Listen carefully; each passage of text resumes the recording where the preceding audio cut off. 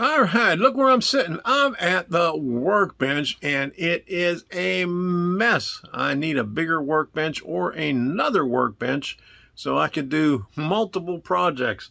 But here is what I have on the bench right now. You can see I have some kits right here and some more kits right here. But the one that I am working on right now is Rebel Stock Pick and Shovel. I stopped working on that back in January, and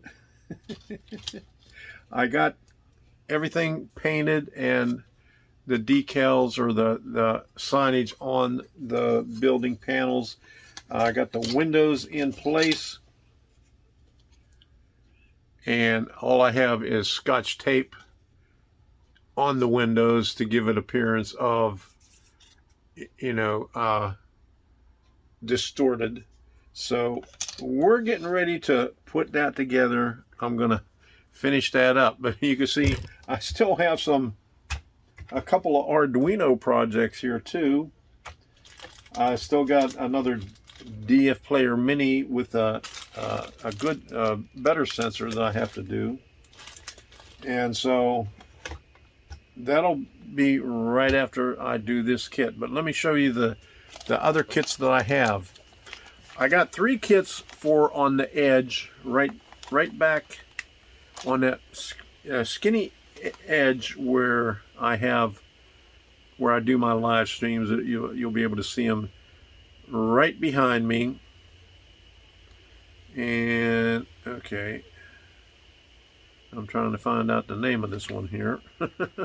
Okay, this is the bait and tackle one. I got the name hidden in the back, but this is a Foscale kit. It's a real small building.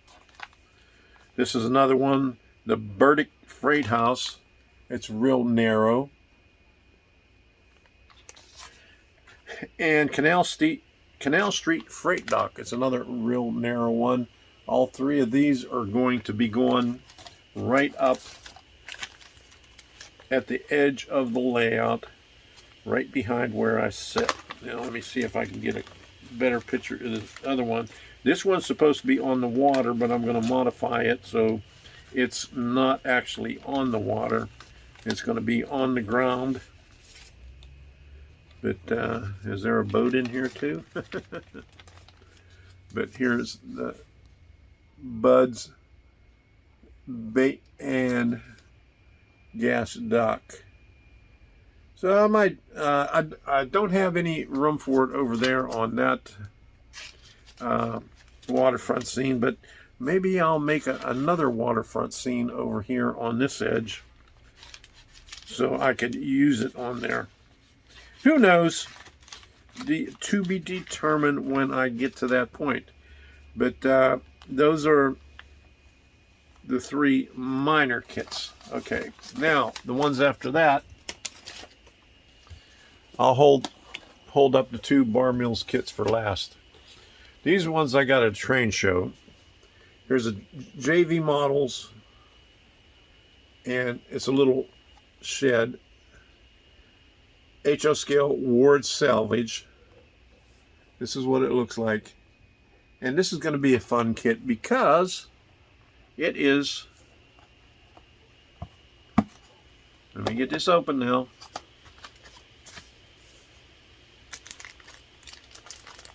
Stick by stick. So there's no panels or anything like this. You gotta put everything together like you're building your own building. So that's going to be a fun one right there. Then I have Blair Line Farmers Fertilizer Supply. Okay, and then Martinsburg #1 Coal Mine by Laser Kits. Okay, those are those 3. Now, here's the good ones. All right. I've always wanted to get this one, and I found this one. I got it for $45. It is Earl's Oil Company, and I'm going to put this up next to my other Bar Mills oil, or Bar Mills little gas facility up on the edge up there. Here's what the picture looks like right here, if you can see it. It's a cute little facility, the little shed with a couple of fuel tanks on there. And here's the good one right here. And I'm not sure how much I paid. Oh, here it is, $79. I'm sure it cost a lot more than that. And it says MSRP $129.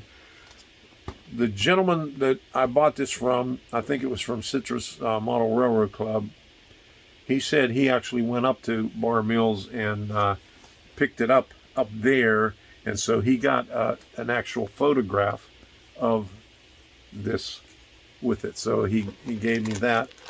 But here's the kit. 1 of 500.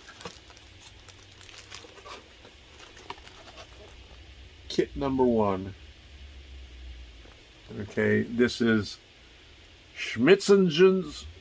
I know I'm messing this up. Schmidtchen's. Okay, Schmitzen's.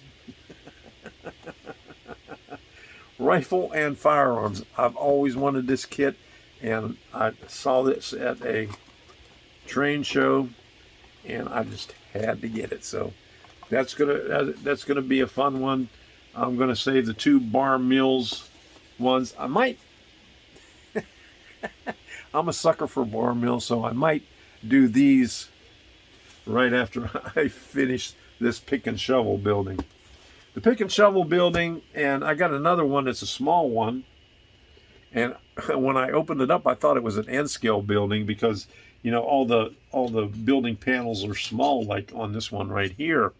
And so I packaged it back up. But when I finally packaged it back up, I noticed on it said HO. But I'll be doing that one too. I'm not sure who the manufacturer is on that one. Let me see if I could find it. Well, I don't know what I did with that kit, so we're going to have to wait on that one until I can find it. But that's what we got going on.